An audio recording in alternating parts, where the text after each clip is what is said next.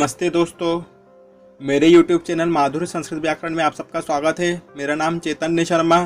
दोस्तों, आज की इस वीडियो में आपके लिए स्वर संधि विच्छेद की बहुत ही आसान ट्रिक लेकर आया हूं, जिसके माध्यम से आप आसानी से स्वर संधि का विच्छेद करना सीख जाओगे। दोस्तों, मैंने अपनी फर्स्ट वीडियो में आपको बताया था कि स्वर संधि के शब्दों को देखकर कैसे पहचानें कि इसमें स्वर संधि का कौन सा भेद है। पहली वीडियो में मैंने आपको यही सब बताया था। अगर आपने मेरी फर्स्ट वीडियो देख ली है तो अच्छी बात है, आप समझ गए होंगे, और नहीं देखिए तो ऊपर आई बटन पर क्लिक करें तथा सबसे पहले मेरी फर्स्ट वीडियो को जरूर देखें। दोस्तों, अगर आपने मेरे चैनल को अभी तक सब्सक्राइब नहीं किया है तो प्लीज़ मेरे चैनल को सब्सक्राइब करें तथा बेल आइकन को दबाएं, जिससे मेरी आने वाली वीडियो की नोटिफिकेशन आपको प्राप्त हो सके। और अगर आपने सब्सक्राइब कर लिया है तो आपका बहुत बहुत धन्यवाद। दोस्तों, स्वर संधि विच्छेद में सबसे जो मेन टॉपिक होता है, मेन पॉइंट होता है, वो है उनके पदों को समझना। संधि विच्छेद के दो पद होते हैं। जब हम संधि को अलग अलग कर देते हैं तो उसके दो पद होते हैं, वो इस प्रकार हैं। पहला पूर्व पद होता है और दूसरा होता है उत्तर पद। ठीक है, जब हम अलग अलग कर देते हैं, और इन दोनों के बीच में आता है धन का साइन, प्लस का चिन्ह आता है। ठीक है, तो प्लस जो साइन होता है वो पूर्व पद, जो प्लस के पहले का जो पार्ट होता है तो पूर्व पद, और प्लस के बाद का जो पार्ट होता है वो उत्तर पद कहलाता है। अब है पूर्व पद में अंतिम वर्ण तथा उत्तर पद में प्रथम वर्ण बहुत विशेष होता है। मतलब पूर्व पद का जो लास्ट शब्द होगा और उत्तर पद का जो पहला शब्द होगा वो बहुत महत्व रखता है, वो सही होना बहुत जरूरी है, तभी हमारा सही संधि विच्छेद हो पाता है। विच्छेद करने के बाद शब्दों को सही अर्थ निकलना चाहिए। जब आप संधि का विच्छेद कर दोगे तो दोनों शब्दों का, पूर्व पद और उत्तर पद के शब्दों का अर्थ निकलना एक साथ बहुत आवश्यक हो जाता है, सही, जिसको मैं आगे विच्छेद करते करते आपको बताऊंगा। इसलिए वीडियो को अंत तक जरूर देखें, स्किप ना करें, बने रहे इस वीडियो के साथ। सबसे पहले बात है, दीर्घ स्वर संधि विच्छेद की आती है, तो दीर्घ स्वर संधि का हम विच्छेद करेंगे।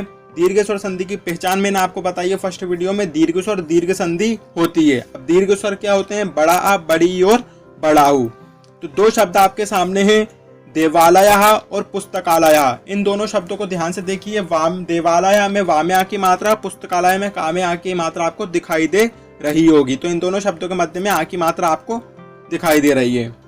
अब क्या होता है, जो ये आ की मात्रा दिखाई दे रही है उसी का विच्छेद होता है। उसका एक फॉर्मूला बन जाता है विच्छेद के बाद पूर्व पद और उत्तर पद में। इस प्रकार से बड़े आ की मात्रा का संधि विच्छेद हो जाता है। प्लस के पहले बड़ा और प्लस के बाद बड़ा, पूर्व पद में बड़ा और उत्तर पद में भी बड़ा, छोटा प्लस छोटा, बड़ा प्लस छोटा, छोटा प्लस बड़ा। अर्थात संधि विच्छेद करने में पूर्व पद के अंत में बड़ा आ या छोटा आ होगा, उत्तर पद में भी के शुरू में भी बड़ा आ या छोटा आ होगा। ठीक है, आ ही आएंगे दोनों साइड के शुरू और अंत में। ठीक है, तो अब ध्यान से देखिएगा, देवालय, इधर से प्लीज ध्यान से समझिएगा अगर आपको इजीली संधि विच्छेद करना सीखना है तो। देवालय को ध्यान से देखिए, इस शब्द को, इस शब्द में वापर नोट कीजिए आप, आ की मात्रा आ रही है। आ की मात्रा पर आपको फोकस करना है। अब क्या करना है, आ की मात्रा के पहले वाला शब्द और आ की मात्रा के बाद वाले शब्द को आपको देखना है। देखने के बाद क्या करना है, वा में आ की मात्रा के पहले क्या है, देव, उसको अलग लिख दो। अब आ की मात्रा के बाद कौन सा शब्द आ रहा है, लया, उसको अलग लिख दो। तो देव प्लस लया हमने अलग अलग लिख दिया, इनमें से हटा दिया हमने आ की मात्रा। वा में हलंत क्यों लगा दिया, क्योंकि उसमें से जो आ की मात्रा थी वो हट गई, कोई भी स्वर उसके साथ नहीं है उसमें, इसलिए उसमें हमने हलंत लगा दिया। सेकंड काम क्या करना है, अब इसमें आपको फॉर्मूला अप्लाई करना है। जो चार फॉर्मूला आपके सामने, बड़ा बड़ा, छोटा छोटा, बड़ा छोटा, छोटा बड़ा, इसको अप्लाई करना है। सबसे पहले हम फर्स्ट फॉर्मूला अप्लाई करते हैं, बड़ा प्लस बड़ा। ध्यान दीजिएगा, बड़ा प्लस बड़ा, ध्यान से समझिएगा। पूर्व पद के अंत में बड़ा आ जाके लग जाएगा, मतलब देव के वामे क्या लग जाएगा, बड़ा, तो क्या हो जाएगा, देवा। उसके बाद उत्तर पद के शुरू में जाके लग जाएगा दूसरा बड़ा, तो वो हो जाएगा बड़ा, मतलब आलया, और इन दोनों के बीच में प्लस लग जाएगा, तो हो जाएगा देवा प्लस आलया। ये संधि विच्छेद हो गया। अब क्या ये संधि विच्छेद सही है, तो मैंने बताया था आपको अर्थों पर ध्यान देना पड़ेगा कि इनका अर्थ निकल रहा है कि नहीं, दोनों पद होगा। तो पूर्व पद पे चलते हैं, लिखा हुआ देवा, तो देवा का कोई अर्थ नहीं होता। ठीक है, देवा का जो पूर्व पद में देवा है उसका कोई अर्थ नहीं निकलेगा। उत्तर पद में जो आलया है उसका अर्थ होता है मंदिर या गृह। हाँ, देवा हम एज ए नाम यूज कर लेते हैं, पर उसका कोई मेन अर्थ नहीं होता। देव का अर्थ होता है, देवा का नहीं होता, इसलिए ये संधि विच्छेद गलत होगा। दूसरे पर चलते हैं, छोटा प्लस छोटा, तो इसका विच्छेद होगा देव। वहां में जो हलन था वो हट गया क्योंकि उसमें क्या आ गया, अस्वर आ गया, छोटा है इसलिए वो स्वर के तौर पर इसमें यूज होगा, तो देव। और उसके बाद उत्तर पद में आ जाएगा छोटा तो हो जाएगा अलयः, देव प्लस अलयः। अब क्या इससे अर्थ निकल रहा है, तो इसमें पूर्व पद का अर्थ निकल रहा है, देव का अर्थ होता है भगवान, ठीक है, और अलयः का कोई अर्थ नहीं होता, इसलिए फॉर्मूला भी इसमें गलत है। अगले शब्द पर चलते हैं, बड़ा प्लस छोटा तो हो जाएगा देवा प्लस अलयः, देवा प्लस अलयः। तो इसमें देवा का कोई अर्थ नहीं होता और ना ही अलयः का कोई अर्थ होता है, इसलिए इसमें थर्ड नंबर का फॉर्मूला है वो भी गलत होगा। चौथे नंबर फॉर्मूले पर चलते हैं, छोटा प्लस बड़ा तो हो जाएगा देव और आलयः, देव प्लस आलयः। अब इसमें क्या अर्थ निकल रहा है, तो देव का अर्थ होता है देवता और आलयः का अर्थ होता है मंदिर या गृह, अर्थात दोनों पदों का इसमें एक साथ सही अर्थ निकल पा रहा है, इसलिए संधि विच्छेद बिल्कुल करेक्ट है। ठीक है दोस्तों, तो हमें करेक्ट संधि विच्छेद करना है, सही स्वरों का यूज करके। आप करेक्ट आप कैसे कर पाओगे, आपको शब्दों का जो शब्द है उनका ज्ञान होना आवश्यक हो जाता है। क्या देवा होता है या देव होता है, ठीक है, इस प्रकार से। तो आपको शब्दों का जब सही ज्ञान होगा तो आप विच्छेद कर पाओगे, पर हमें बता रहा हूँ कि विच्छेद इस प्रकार से होते हैं। अगला है, एक और शब्द ले लेते हैं हम महात्मा को। तो महात्मा में आ की मात्रा के पहले महा लिखा और आ की मात्रा के बाद लिखा तमा, इसको अलग अलग लिख दो तो हो जाएगा मह धन तमा। ठीक है, अब फॉर्मूला अप्लाई करना है हमें। पहले हम बड़ा आ प्लस बड़ा आ वाला ले लेते हैं, तो हो जाएगा महा, पूर्व पद के शुरू अंत में लग जाएगा बड़ा आ महा, और उत्तर पद के शुरू में बड़ा आ जाएगा तो हो जाएगा आत्मा। तो महा प्लस आत्मा, इसका विच्छेद हो जाएगा। अब बात करते हैं इसकी अर्थों की, क्या संधि विच्छेद सही है क्या नहीं। देखिए, आप संधि विच्छेद सही हुआ है क्या नहीं आप कैसे पहचान सकते हैं, इसका अर्थ को भी समझना पड़ेगा। तो इसका अर्थ महा को देखते हैं, महा का अर्थ होता है बड़ा, तथा आत्मा का अर्थ होता है शरीर में वास जो हमारी आत्मा करती है, जिसकी वजह से हम जीवित हैं, मतलब जो आत्मा हमारे शरीर में वास करती है उसको बोलते हैं हम आत्मा। तो इसमें महा का भी अर्थ निकल रहा है और आत्मा का भी, इसलिए ये संधि विच्छेद बिल्कुल करेक्ट हुआ है। ठीक है, ये संधि विच्छेद सही है। पर हम अन्य फॉर्मूले से भी देख लेते हैं एक बार करके। छोटा प्लस छोटा का यूज करते हैं तो होगा, दूसरे नंबर का फॉर्मूला यूज करा तो होगा महा प्लस आत्मा। मह का कोई अर्थ नहीं होता और ना ही आत्मा का कोई अर्थ होता है, इसलिए दूसरे नंबर का फॉर्मूला गलत होगा इसमें। तीसरे नंबर पे चलते हैं, तो बड़ा प्लस छोटा तो महा प्लस आत्मा, तो इसमें महा पूर्व पद का अर्थ तो निकल रहा है, पर उत्तर पद का आत्मा को कोई अर्थ नहीं होता, इसलिए हम इस फॉर्मूले को भी नहीं लगा सकते। चौथे नंबर पे चलते हैं, छोटा प्लस बड़ा तो होगा महा प्लस आत्मा, तो इसमें पूर्व पद गलत है और उत्तर पद सही है, पर दोनों पदों का एक साथ सही अर्थ निकलने पर ही संधि विच्छेद सही होता है, इसलिए ये संधि विच्छेद भी गलत होगा क्योंकि इसमें पूर्व पद का कोई अर्थ नहीं निकल रहा। अब आगे बढ़ते हैं, अब चलते हैं इन दो शब्दों पर। तो महींद्रः और गिरीशः दो शब्द आपके सामने हैं। इन दोनों शब्दों के मध्य में आपको बड़ी की मात्रा दिखाई दे रही है, और बड़ी की मात्रा का विच्छेद किस प्रकार से होता है, इस प्रकार से। पूर्व पद में बड़ी प्लस बड़ी, छोटी प्लस छोटी, बड़ी प्लस छोटी, छोटी प्लस बड़ी, इस प्रकार से पूर्व पद और उत्तर पद में विभाजित हो जाती है। ठीक है, अब इसका हम विच्छेद करके देख लेते हैं बड़ी का। अब आपको यहाँ पर बड़ी की मात्रा पर फोकस करना है। तो बड़ी की मात्रा के पहले क्या लिखा हुआ महा, उसको अलग कर दो आप, और बड़ी की मात्रा के बाद क्या लिखा हुआ इंद्रः, उसको आप अलग कर दो, तो महा प्लस इंद्रः अलग हो गया। अब आपको फॉर्मूला अप्लाई करना है, बड़ी प्लस बड़ी का है। अब मैं यहाँ पे आपको सही फॉर्मूला का प्रयोग करके पहले सही संधि विच्छेद करके बताऊंगा, फिर हम अन्य फॉर्मूला यूज करेंगे। तो हमने इसमें क्या विच्छेद किया, मैंने इसमें मही प्लस इंद्रः, जिसमें मैंने फॉर्मूला यूज किया थर्ड नंबर का, क्योंकि थर्ड नंबर का फॉर्मूला यूज करने पर इसका अर्थ निकल रहा है। तो इसका अर्थ कैसे निकल रहा है, तो इसमें बड़ी लगाए तो मही प्लस इंद्रः। ठीक है, तो मही का मतलब भी होता है बड़ा या विशाल, और इंद्र का मतलब होता है इंद्र देवता को हम बोलते हैं, जो भगवान है इंद्र। तो इंद्र का भी अर्थ हो इसमें, और मही का भी अर्थ निकल रहा है, इसलिए संधि विच्छेद बिल्कुल करेक्ट है। पर हम अन्य फॉर्मूले से भी देख लेते हैं। पहले नंबर का फॉर्मूला लगाया बड़ी, बड़ी तो हो जाएगा मही प्लस इंद्रः, इसमें पूर्व पद का अर्थ तो निकल रहा है पर उत्तर पद का नहीं निकल रहा, इसलिए संधि विच्छेद हम नहीं कर सकते। दूसरा हम करेंगे, दूसरे नंबर का फॉर्मूला लेकर छोटी प्लस छोटी का तो होगा मही प्लस इंद्रः, इसमें पूर्व पद गलत है और उत्तर पद का अर्थ निकल रहा है, पर इसमें पूर्व पद का नहीं निकल पा रहा है, इसलिए हम इस संधि विच्छेद को भी नहीं करेंगे। चौथे नंबर पे चलते हैं, छोटी बड़ी पर तो होगा मही प्लस इंद्रः, इसमें दोनों ही पदों का जो शब्द निर्माण है वो गलत है, मतलब अर्थ नहीं निकलेगा, इसलिए हम इस संधि विच्छेद को भी सही नहीं मान सकते। इसमें सही संधि विच्छेद होगा थर्ड नंबर के फॉर्मूले से, जो मैंने आपको पहले करके बता दिया था। अगले शब्द पर चलते हैं, गिरीशः।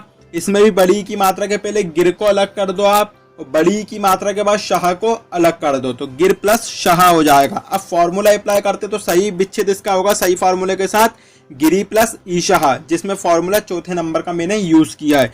गिरी का अर्थ होता है पर्वत या पहाड़ और ईशाह का मतलब होता है ईश्वर, भगवान को हम ईशाह भी बोलते हैं। तो इसमें चौथे नंबर का फॉर्मूला प्रयोग करने पर यह संधि विच्छेद बिल्कुल सही होगा। अब हम अन्य फॉर्मूले से देख लेते हैं। पहले नंबर का लगाया है बड़ी प्लस बड़ी का तो होगा गिरी प्लस ईशाह, तो इसमें गिरी जो शब्द निर्माण है वो गलत है, इसका कोई अर्थ नहीं निकलेगा। और पूर्व पद उत्तर पद इसमें सही है, पर पूर्व पद का अर्थ नया निकल पाने के कारण ये संधि विच्छेद हम नहीं कर सकते। अगला हम चलते दूसरे नंबर पर छोटी प्लस छोटी तो होगा गिरी प्लस ईशाह, इसमें पूर्व पद सही है, उसका अर्थ निकल जाएगा। उत्तर पद का ईशाह का कोई अर्थ नहीं होता, इसलिए हम इस फॉर्मूले को भी उपयोग नहीं कर सकते। तीसरे नंबर पे चलते हैं बड़ी ही प्लस छोटी पर तो गिरी प्लस ईशाह होगा, तो इसमें पूर्व पद का भी अर्थ नहीं निकलेगा और ना ही उत्तर पद का कोई अर्थ निकलेगा, क्योंकि गिरी का कोई अर्थ नहीं होता और ईशाह का भी कोई अर्थ नहीं होता, इसलिए हम इस फॉर्मूले को भी अप्लाई नहीं कर सकते। आगे बढ़ते हैं। अब चलते हैं बधू सभा और भानुदया, दो शब्द आपके सामने हैं। इन दोनों शब्दों को ध्यान से देखिए। इन दोनों शब्दों के मध्य में बड़े ऊ की मात्रा आपको दिखाई दे रही होगी, ठीक है। तो बड़े ऊ की मात्रा का फॉर्मूला इस प्रकार बनेगा, पूर्व पद में छोटा या बड़ा आएगा और उत्तर पद के शुरू में छोटा ऊ पूर्व पद के अंत में छोटा ऊ या बड़ा ऊ आएगा और उत्तर पद के शुरू में भी छोटा ऊ या बड़ा ऊ आएगा, ठीक है, इस प्रकार से। अब शब्दों को ले लेते हैं फॉर्मूले के साथ। तो शब्द है बधू सभा। अब आपको इस पर यहाँ पर किस मात्रा पर फोकस करना है? बड़े ऊ की। बड़े ऊ की मात्रा के पहले जो वध लिखा है उसको आपको अलग लिख देना है। सेकंड काम क्या करना है? बड़े ऊ की मात्रा के बाद आपको सभा लिखा है उसको अलग कर देना है। तो भद प्लस सभा आपका ये अलग अलग दो शब्द हो जाएंगे। फॉर्मूला सही पहले मैं आपको प्रयोग करके बता दूं, इसका विच्छेद होगा वधू प्लस उत्सवः, जिसमें हमने फॉर्मूला यूज करा है थर्ड नंबर का, बड़ा ऊ प्लस छोटा ऊ का। वधू का मतलब होता है दुल्हन को हम वधू भी बोलते हैं, और उत्सव का मतलब होता है फेस्टिवल, मतलब त्योहारों को, ठीक है, त्योहार को। तो इसका ये संधि विच्छेद सही है। अन्य फॉर्मूले से देख लेते हैं। बड़े ऊ प्लस बड़े ऊ से तो वधू प्लस उत्सवः, तो वधू का अर्थ तो निकल रहा है दुल्हन होता है, पर उत्सवः का कोई अर्थ नहीं होता, इसलिए फॉर्मूला हम नहीं ले सकते। उसके बाद इसमें वधू जो लिखा है उसका कोई अर्थ नहीं निकलेगा, गलत है। वधू होता है, वधू नहीं होती, वधू का कोई अर्थ नहीं होता, इसलिए हम इस फॉर्मूले को भी अप्लाई नहीं कर सकते। अगले फॉर्मूले पर चलते, लास्ट वाले पर छोटा ऊ बड़ा ऊ पर, तो वधू का भी कोई अर्थ नहीं होता और ना ही उत्सवः का कोई अर्थ होता, इसलिए हम चौथे नंबर का फॉर्मूला भी नहीं ले सकते थे, ठीक है। तो सही फॉर्मूला आपको प्रयोग करना है। अगला शब्द ले लेते हैं भानुदया। इसमें भी बड़े ऊ की मात्रा के पहले भान को अलग कर दो, प्लस बड़े ऊ की मात्रा के बाद आप अलग कर दो दया को। फॉर्मूला सही अप्लाई होगा तो इसका विच्छेद हो जाएगा भानु प्लस उदया। भानु प्लस उदया। भानु का मतलब, इसमें हमने फॉर्मूला यूज करा सेकंड नंबर का, छोटा ऊ प्लस छोटा ऊ। भानु का मतलब होता है सूर्य देवता को हम भानु भी बोलते हैं, और उदय का मतलब होता है निकलना, मतलब राइस, ठीक है, उदय होना। तो इसमें दोनों पदों का क्या हो रहा है? अर्थ निकल रहा है, भानु का भी अर्थ है, इसमें उदय का भी अर्थ है, इसलिए संधि विच्छेद सही है। अब अगला हम करते हैं बड़े ऊ प्लस बड़े ऊ से तो होगा भानु प्लस उदया, तो भानु का कोई अर्थ नहीं होता और ना ही उदया का कोई अर्थ होता है, दोनों शब्द निर्माण गलत हैं, इसलिए हम ये संधि विच्छेद भी नहीं कर सकते। आगे चलते हम थर्ड नंबर के फॉर्मूले पर, बड़े ऊ प्लस छोटे ऊ पर, तो होगा भानु प्लस उदया, तो भानु का कोई अर्थ नहीं होता, ठीक है, बड़ा ऊ लगा है उसमें कोई अर्थ नहीं होता इसका, और छोटे ऊ जो उदया है उसका कोई अर्थ होता है, पर पूर्व पद का अर्थ नहीं हो पा रहा, इसलिए हम इस संधि विच्छेद को भी नहीं कर सकते। अगला चलते हम चौथे नंबर पर, तो छोटे ऊ प्लस बड़े ऊ पर, तो भानु प्लस उदया, तो भानु का इसमें अर्थ होगा, पूर्व पद का अर्थ निकल रहा, पर उत्तर पद का अर्थ नहीं निकल पाएगा, इसलिए हम इस फॉर्मूले को भी अप्लाई नहीं कर सकते। आगे बढ़ते हैं अब हम लोग। अगली संधि आती है आपकी गुण स्वर संधि विच्छेद। दीर्घ स्वर संधि कंप्लीट, तीनों स्वरों का मैंने बता दिया मात्राओं का, अब बताऊंगा मैं आपको इसमें गुण स्वर संधि विच्छेद का। तो गुण स्वर संधि की पहचान होती है एओ गुण संधि, ठीक है, एओ गुण संधि, अर्थात जिन शब्दों पर ए या ओ की मात्रा होती है वह गुण स्वर संधि होती है। महेंद्रः महेशः, दो शब्द आपके सामने हैं, इन दोनों शब्दों को ध्यान से देखिए, इन पर एक ही मात्रा आ रही है, ठीक है। अब इसमें एक ही मात्रा का फॉर्मूला इस प्रकार से बनेगा, इस एक ही मात्रा टूटती है इस प्रकार से, पूर्व पद में आता है छोटा या बड़ा, और उत्तर पद में आपका आ जाता है छोटी या बड़ी, इस प्रकार से इसका फॉर्मूला बनता है, मतलब पूर्व पद में आ रहेगा और उत्तर पद में ई रहेगी, छोटी या बड़ी, ठीक है। गुण संधि में एक ही मात्रा का विच्छेद होने पर पूर्व पद के अंत में छोटा या बड़ा आएगा तथा उत्तर पद के शुरू में छोटी या बड़ी आएगी। अब शब्दों के साथ इनका विच्छेद करके देख लेते हैं। महेंद्रा, तो अब यहाँ पर आपको किस पर फोकस करना है? एक ही मात्रा पर, एक ही मात्रा पर आपको फोकस करना है। अब एक ही मात्रा के पहले क्या लिखा हुआ है? महा, उसको आप अलग लिख दो, ठीक है। उसके बाद क्या करना है आपको? एक ही मात्रा के बाद जो इंद्रहा लिखा है उसको आप अलग कर दो, ठीक है। इसको अलग कर दिया आपने तो क्या होगा? इंद्रहा। उसके बाद अब इसका सही संधि विच्छेद फॉर्मूला ऐड करके होगा महा प्लस इंद्रहा, जिसमें हमने फॉर्मूला यूज करा है 4th नंबर का, बड़ा प्लस छोटी। तो होगा महा का मतलब क्या होता है? मैंने पहले ही बताया था, बड़ा विशाल, और इंद्र का मतलब होता है इंद्र देवता भगवान, ठीक है। इसलिए ये फॉर्मूला सही है और ये संधि विच्छेद भी करेक्ट है। अन्य हम फॉर्मूले से देख लेते हैं। महा प्लस इंद्रहा, हमने फर्स्ट नंबर का फॉर्मूला लगाया, छोटा प्लस छोटी वाला, तो हुआ महा। तो महा का कोई अर्थ नहीं होता, और उत्तर पद में इंद्र लिखा उसका अर्थ होता है, पर पूर्व पद में जो महा लिखा उसका कोई अर्थ नहीं है, इसलिए हम इस संधि विच्छेद को गलत मानेंगे। दूसरे नंबर के फॉर्मूले से करते हैं। बड़ा प्लस बड़ी, तो होगा महा प्लस इंद्रहा। तो पूर्व पद तो आपका सही है, पर जो इंद्रहा लिखा है बड़ी की मात्रा वाला, वो शब्द निर्माण गलत है, इसका कोई अर्थ नहीं होता, इसलिए हम इस फॉर्मूले को अप्लाई नहीं कर सकते। तीसरे नंबर पे चलते हैं। छोटा प्लस बड़ी वाला, तो महा प्लस इंद्रहा होगा, इसमें महा का कोई अर्थ नहीं है और ना ही इंद्रहा का कोई अर्थ है, इसलिए फॉर्मूला भी हम अप्लाई नहीं कर सकते। अगला इसमें शब्द ले लेते हैं हम महेशः। तो महेशः जो एक ही मात्रा, उसमें एक ही मात्रा के पहले जो महा लिखा है उसको अलग लिख दो, प्लस एक ही मात्रा के बाद शाह है उसको अलग कर दिया। फॉर्मूला सही अप्लाई करके इसका विच्छेद बताता हूं। तो इसका विच्छेद होगा महा प्लस ईशाह, जिसमें हमने फॉर्मूला 3rd यूज किया है, सॉरी 2nd यूज किया है। बड़ा प्लस बड़ी वाला, महा प्लस ईशाह। महा का अर्थ बड़ा या विशाल और ईशाह का अर्थ होता है ईश्वर। अब हम फर्स्ट नंबर को फॉर्मूले यूज करते हैं। छोटा प्लस छोटी, तो होता है महा प्लस ईशाह। इसमें ना पूर्व पद का अर्थ निकल रहा है ना उत्तर पद का, इसलिए हम इस फॉर्मूले को अप्लाई नहीं कर सकते। 3rd नंबर पर चलते हैं। छोटी प्लस बड़ी वाला, तो महा प्लस ईशाह होगा, तो इसमें पूर्व पद में महा है वो शब्द निर्माण गलत है, इसका कोई अर्थ नहीं होता। उत्तर पद सही है, पर पूर्व पद सही नहीं होने के कारण हम इस फॉर्मूले को भी अप्लाई नहीं कर सकते। अब चलते हैं बड़ा प्लस छोटी वाला, तो होगा महा प्लस ईशाह। तो इसमें पूर्व पद में जो महा लिखा है उसका अर्थ निकल रहा है, पर उत्तर पद का ईशाह का कोई अर्थ नहीं होता, इसलिए हम इस फॉर्मूले को भी अप्लाई नहीं कर सकते। अब आगे बढ़ते हैं। आगे दो शब्द दिए, चंद्रोदयः परोपकारः। दोस्तों मैं उम्मीद करता हूँ आपको समझ में आ रहा होगा। दोस्तों आप इसका स्क्रीनशॉट भी ले सकते हैं, ताकि आपके पास ये नोट्स रहे, जिसे आप जरूरत पड़ने पर यूज भी कर सकते हैं, देख सकते हैं बाद में फिर। तो चंद्रोदयः परोपकारः, दो शब्द हैं आपके सामने। इन दोनों शब्दों का आप ध्यान से देखेंगे तो ओ की मात्रा आपको दिखाई दे रही है। तो अब इधर ओ की मात्रा से विच्छेद होगा, तो ओ की मात्रा का विच्छेद होने पर क्या होगा? फॉर्मूला पूर्व पद में वही छोटा या बड़ा आएगा और उत्तर पद में छोटा ऊ या बड़ा ऊ हो जाएगा प्रारंभ में, शुरू में, ठीक है। तो शब्द ले लेते हैं हम फॉर्मूले के साथ। तो चंद्रोदया शब्द लिखा हुआ है, तो चंद्रोदया में देखिए ओ की मात्रा है, ओ की मात्रा पर फोकस करना है। इसमें ओ की मात्रा के पहले वाला शब्द और ओ की मात्रा के बाद वाले शब्द को अलग अलग कर देना इस प्रकार से। ओ की मात्रा के पहले चंद्र, ओ की मात्रा के बाद दया को अलग हमने कर दिया। फॉर्मूला सही अप्लाई करके इसका विच्छेद करके बताता हूँ, तो होगा चंद्र प्लस उदयः, जिसमें हमने फॉर्मूला लगाया है 1st नंबर का। चंद्र का मतलब होता है चंद्रमा, मून को हम चंद्र बोलते हैं, और उदय का मतलब होता है निकलना, मतलब राइज, ठीक है। अब हम अन्य फॉर्मूले से अगर इसको देख लें तो होगा चंद्रा प्लस उदयः। तो चंद्रा का कोई अर्थ नहीं होता है, गलत शब्द निर्माण है, और उदया का भी कोई अर्थ नहीं होता, इसलिए हम इस फॉर्मूले को 2nd नंबर के फॉर्मूले को अप्लाई नहीं कर सकते। 3rd नंबर का छोटा ऊ प्लस बड़ा ऊ लिया, तो चंद्र प्लस उदयः। पूर्व पद इसमें सही है, पर उत्तर पद गलत होने की वजह से हम इस फॉर्मूले को भी नहीं ले पाएंगे।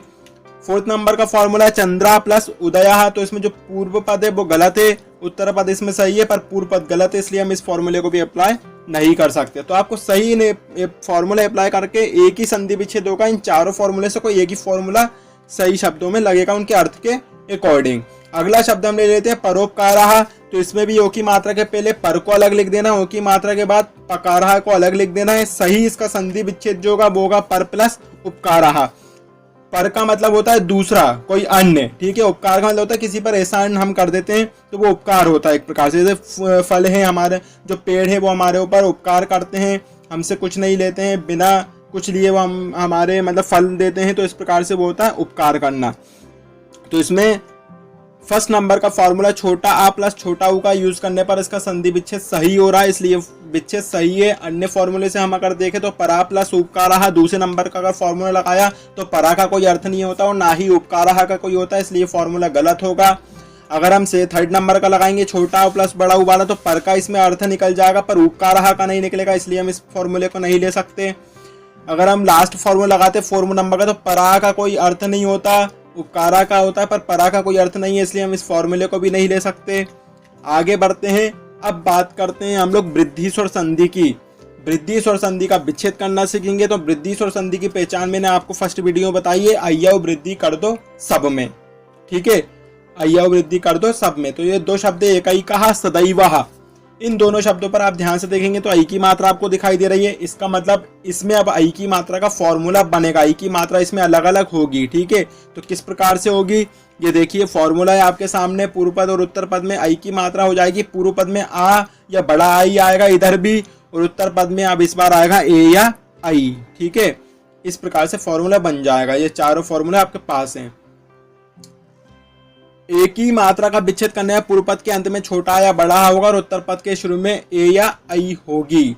शब्दों का हम देखते हैं फॉर्मूले के साथ। तो एक ही कहा, यहाँ पे अब आपको फोकस करना है आई की मात्रा पर। देखो जब भी आप विच्छेद करने जाओ ना तो सबसे पहले स्वर संधि का जब भी विच्छेद करने जाओ तो पहले मात्राओं पे फोकस करना है, शब्द से पहले आपको क्या फोकस करना है, मात्रा पे, तब आपको समझ में आएगी इसमें कौन सी संधि है और उस मात्रा का विच्छेद कैसे होगा। कोई बड़ी बात नहीं है विच्छेद करना, बस जो मैं ट्रिक बता रहा हूँ उसको ध्यान रखना बहुत जरूरी है। तो अब आपको क्या करना है, आई की मात्रा के पहले एक को अलग कर देना है, फिर प्लस आई की मात्रा के बाद बचा कहा उसको अलग कर देना है। अब क्या करना है, फॉर्मूला सही अप्लाई करके देख लेना है आपको। तो इसका सही विच्छेद होगा एक प्लस एक कहा। एक का मतलब होता है एक, मतलब वन, ठीक है, प्रथम को हम बोलते हैं एक, और एक कहा का मतलब भी होता है एक, वन, प्रथम को ही हम एक कहा भी बोलते हैं। बस लास्ट वाले में उत्तर पद में विसर्ग लगा क्योंकि ये संस्कृत का वर्ड है इसलिए, ठीक है। तो इसमें हमने फॉर्मूला लगाया है पहले नंबर का छोटा आ प्लस ए वाला, ए कहा प्लस ए कहा, का में हलन हटके क्या लग गया, आ स्वर लग गया, और दूसरे वाले का में जो है उसमें ए लग गया, ठीक है। अब अन्य फॉर्मूले से अगर हम देखें, दूसरे नंबर का लगाया हमने फॉर्मूला बड़ा आ और आई वाला, तो ए का आई कहा, तो ए का कोई अर्थ नहीं होता और ना ही आई का कोई अर्थ होता है, इसलिए हम इस फॉर्मूले को नहीं ले सकते। थर्ड नंबर का फॉर्मूला लिया छोटा है और आई वाला, तो एक का तो अर्थ निकल रहा है पूर्व पद का, पर उत्तर पद का अर्थ नहीं निकलेगा, इसलिए हम इस फॉर्मूले को भी नहीं ले सकते। अगला है लास्ट वाला लिया बड़ा आ और ए वाला, तो एका का कोई अर्थ नहीं होता, एका का होता है उत्तर पद में जो दिया है, पर पूर्व पद का कोई अर्थ नहीं निकल रहा, इसलिए हम इस फॉर्मूले को भी नहीं ले सकते। अगले शब्द पर चलते हैं हम। लिखा हुआ सदैव, सदैव में भी हमने आई की मात्रा को फोकस करना है। उसके पहले का शब्द सत को अलग कर दो, आई की मात्रा के बाद वा को अलग कर दो, तो हो जाएगा सत प्लस व। सही इसका विच्छेद होगा सदा प्लस एफ। सदा का मतलब होता है हमेशा, जिसमें हमने फॉर्मूला चौथा लगाया है बड़ा और ए वाला, और एफ का मतलब होता है ही। संस्कृत में जैसे बोलते हैं ना मुझे ही, तो वो ही का मतलब हिंदी में तो ही होता है पर संस्कृत में क्या हो जाता है एव, इसलिए इन दोनों का अर्थ निकल रहा है दोनों पदों का, तो ये विच्छेद बिल्कुल सही है। अन्य फॉर्मूले से विच्छेद करके देखें, छोटा प्लस ए वाला तो सद प्लस ए, तो सद का कोई अर्थ नहीं होता, उत्तर पद का अर्थ होता है, पर पूर्व पद इसका गलत है, इसलिए हम इस फॉर्मूले को अप्लाई नहीं कर सकते थे। दूसरा लगाया बड़ा और आई वाला, बड़ा आ और आई वाला तो सदा और ऐव हुआ, तो सदा का अर्थ है पर ऐव का कोई अर्थ नहीं होता, इसलिए हम इस फॉर्मूले को भी अप्लाई नहीं कर सकते। तीसरे नंबर पे गए हम सद प्लस ऐव, तीसरे नंबर का फॉर्मूला लगाया छोटा आ और आई वाला, तो सद और ऐव हुआ, इसमें दोनों का ही पदों का अर्थ नहीं निकलेगा, इसलिए हम इस फॉर्मूले को भी अप्लाई नहीं कर सकते। दोस्तों अगला शब्द है आपके सामने दो, महोषधालयः और जलौघः, ठीक है। तो इन दोनों शब्दों के पद में आप देखिए औ की मात्रा आपको दिखाई दे रही है, जो भी दोनों वृद्धि स्वर संधि के उदाहरण है। इसका फॉर्मूला होता है औ की मात्रा का इस प्रकार से, पूर्व पद में वही छोटा या बड़ा आ आएगा और उत्तर पद में क्या आएगा ओ या औ, ठीक है। इस प्रकार से विच्छेद करके देखते हैं। महोषधालया, इस पर आपको फोकस करना है औ की मात्रा को, तो औ की मात्रा के पहले मह को अलग कर दो और औ की मात्रा के बाद शधालया को अलग कर दो आप, ठीक है। इस प्रकार से मह प्लस शधालया। अब इसका विच्छेद सही होगा, महा हमने आ लगा दिया, बड़ा आ, महा, महा का में अर्थ आप भी को भी पता चल गया, महा का मतलब बड़ा होता है, और औषधालय का मतलब होता है जहाँ पर दवाइयों का निर्माण होता है, जहाँ दवाइयाँ बनती है, ठीक है, औषधालय, ठीक है, यहाँ पर औषधियों का औषधियाँ बनाई जाती है। तो महा का मतलब बड़ा और औषधालय का मतलब भी निकल रहा है, इसमें दोनों पद का अर्थ निकल रहा है, इसलिए संधि विच्छेद बिल्कुल करेक्ट है। इसमें हमने फॉर्मूला यूज करा है बड़ा प्लस औ वाला, ठीक है, सेकंड नंबर का। अन्य फॉर्मूले से देखें, पहला नंबर का फॉर्मूला अप्लाई किया हमने तो महा प्लस औषधालय हो गया, तो महा का कोई अर्थ नहीं होता और ना ही औषधालय का कोई अर्थ होता है, तो ये फॉर्मूला भी गलत होगा। थर्ड नंबर पे गए, छोटा और ऊपर तो हो गया महा प्लस औषधालय, तो इसमें पूर्व पद गलत है, उत्तर पद सही है पर पूर्व पद गलत है, इसलिए फॉर्मूला भी गलत होगा। अगला है महा प्लस औषधालय, तो महा इसमें पूर्व पद का अर्थ निकल जाएगा पर औषधालय का कोई अर्थ नहीं होता, इसलिए फॉर्मूला भी अप्लाई हम नहीं कर सकते। अगला हमने शब्द लिया जलौघा, तो औ की मात्रा के पहले जल को अलग कर दिया, की मात्रा के बाद घा को अलग कर दिया, इसका सही संधि विच्छेद हो जाएगा जल प्लस ओघा। तो जल का अर्थ होता है पानी को हम जल बोलते हैं और ओघ का अर्थ होता है समूह, पानी का समूह, तो ओघ का अर्थ भी इसमें निकल रहा है, इसलिए संधि विच्छेद बिल्कुल सही है। इसमें फॉर्मूला पहला हमने यूज करा है छोटा और ओ वाला। अन्य फॉर्मूले से देखते हैं, सेकंड नंबर का लगाया तो वह जला प्लस औघा, इसमें ना उत्तर पद सही है और ना ही पूर्व पद सही है, अर्थ नहीं निकलेगा, इसलिए विच्छेद हम नहीं कर सकते। अगला हम गए छोटा आ और औ पर, तो जल प्लस औ, इसमें पूर्व पद सही है पर उत्तर पद गलत है, इसलिए हम इस फॉर्मूले को अप्लाई नहीं कर सकते। आगे हम गए बड़ा आ प्लस ओ पर, तो जला प्लस ओघा हो जाएगा, तो इसमें जला का कोई अर्थ नहीं होता इसमें, इसलिए हम इस फॉर्मूले को भी अप्लाई नहीं कर सकते। आपको अर्थों को समझना पड़ेगा तभी आप कर पाओगे सही संधि विच्छेद। अब यहाँ पे मैं बात करूंगा आपको फॉर्मूला बताने की कि आप कैसे याद रखो। तो क्या होता है दीर्घ फॉर्मूला जो है हम कैसे याद रख पाएंगे, तो उसके लिए मैं आपको यहाँ बता देता हूँ, कुछ संक्षिप्त जानकारी देता हूँ। दीर्घ संधि में कैसे अप्लाई होते हैं हमें नोट करना होता है। इसमें आता है बड़ा आ, बड़ी ई और बड़ा ऊ, ये तीनों चीजें आती हैं, ठीक है। बड़े आ में का फॉर्मूला इस प्रकार से टूट जाता है, पूर्व पद में छोटा या बड़ा होगा और वही उत्तर पद में ही बड़ा या छोटा होगा। अगर किसी शब्द पर आ की मात्रा है और आपको संधि विच्छेद करने जाना है तो ये समझ जाइए, आप अच्छे से याद रट लो इस बात को कि पूर्व पद के अंत में भी आ या बड़ा आ आएगा और उत्तर पद के शुरू में भी आ या बड़ा आ आएगा। इसी प्रकार बड़ी का भी आप देख लीजिए, पूर्व पद में आएगी छोटी या बड़ी, उत्तर पद में भी छोटी या बड़ी आएगी। और ऊ का हम देख लेते हैं, बड़े ऊ का अगर हम विच्छेद करते हैं, अगर मात्रा किसी शब्द पर बड़े ऊ की लगी है तो छोटा ऊ या बड़ा ऊ होगा और पूर्व उत्तर पद में भी छोटा ऊ या बड़ा ऊ आएगा। गुण स्वर संधि की बात कर ले तो गुण स्वर संधि में पहचान क्या होती है, एक ही मात्रा और ओ की मात्रा शब्दों पर होती है तो वहाँ गुण स्वर संधि होती है। तो एक ही मात्रा होने पर फॉर्मूला बन जाता है, छोटा आ या बड़ा आ पूर्व पद के अंत में आएगा, छोटी और बड़ी उत्तर पद के शुरू में आएगी। ओ की मात्रा का अगर हम विच्छेद करते हैं तो छोटा या बड़ा आ पूर्व पद के शुरू में आएगा, अंत में आएगा, और छोटा ऊ या बड़ा ऊ उत्तर पद के शुरू में आएगा। इसी प्रकार अगला है आपके सामने वृद्धि स्वर संधि का। तो वृद्धि स्वर संधि की पहचान क्या होती है, वृद्धि स्वर संधि की पहचान होती है अय्यऊ की मात्रा, ठीक है, ये मैंने आपको बताया था।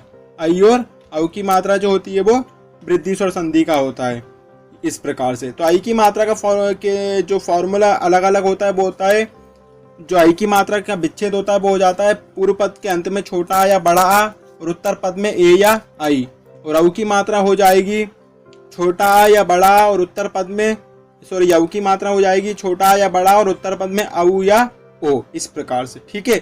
एक बात आपने नोट की, गुण स्वर संधि में और वृद्धि स्वर संधि में आपने देखा होगा कि शुरू में उत्तर पद के जो पूर्व पद है उसके अंत में छोटा आ या बड़ा आ ही आ रहा है, तो इसको आपको याद रखने में बहुत आसानी होगी। बस उत्तर पद इनके चेंजेस होते हैं, उसको थोड़ा सा आपको याद रखना पड़ेगा, ठीक है। अब दोस्तों बारी आती है टेस्ट की। मैं टेस्ट लेता हूँ अंत में कि आपको जितना भी अभी तक मैंने बताया अपनी वीडियो में वो आपको समझ में आया क्या नहीं। तो जो ये मैं टेस्ट दूंगा इसको आपको कमेंट करके बताना है कि इसका संधि विच्छेद किस प्रकार होगा। कुछ शब्द आपके सामने आ रहे हैं, इनका आपको बताना है कि संधि विच्छेद सही क्या होगा। आपको कमेंट में लिखकर टाइप करके मुझे भेजना होंगे ताकि मुझे भी मालूम चले आपको कितना समझ में आया या कितना नहीं आया। और अगर कोई आपको डाउट हो तो आप मुझसे बिल्कुल कमेंट करके पूछ सकते हैं, मैं पूरी कोशिश करूंगा कि आपके सवालों का जवाब दे सकूं। तो पहला शब्द है मतैक्यम, इसका संधि विच्छेद क्या होगा ये आपको कमेंट करके बताना है। आई की मात्रा इसमें आ रही है तो आई की मात्रा कैसे टूटेगी ये आपको इसमें विच्छेद करके कमेंट में मुझे बताइए। अगला है अतीवहा, इसका संधि विच्छेद क्या होगा, बड़ी ई की मात्रा दीर्घ स्वर आ रहा है, अब इसका विच्छेद करके आप बताइए। फिर अगला है शीतोष्णम शब्द का विच्छेद बताइए मुझे करके।